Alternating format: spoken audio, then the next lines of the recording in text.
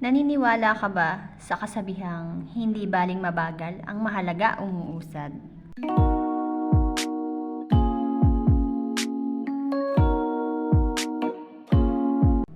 Hi, ako si Bada.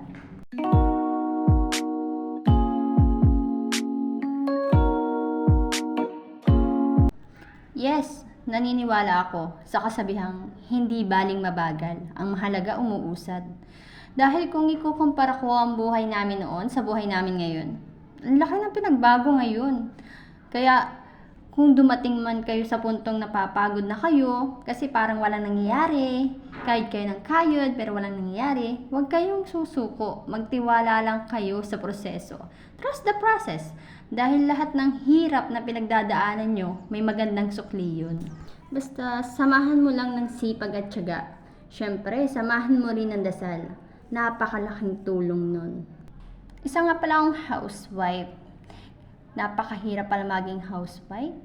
Eto, katatapos ko lang mag-abyad ng estudyante ko. Kaya naman nag-ayos ako dito sa pinagagawa naming bahay. Bali, hindi pa siya tapos. Pero mayroon na siyang bubong, pinto at bintana. Dito na kami matutulog para nakabukod na kami. Ayusan ko lang to para magmukhang maayos.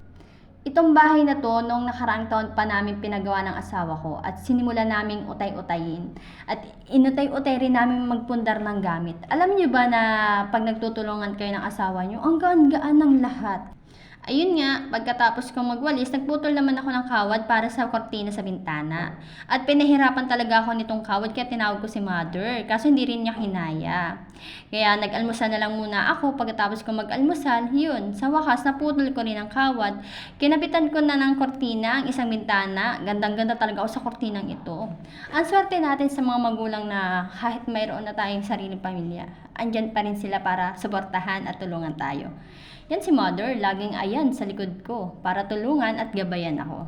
Ngayong bubukod na kami ng tirahan at hindi na nakikitira sa family ko, happy ako kasi masasabi kong mayroon na kaming privacy ng binuo kong pamilya. Nagpapasalamat ako sa Panginoon. Nagpapasalamat ako sa Kanya kasi hindi niya kami pinapabayaan palagi.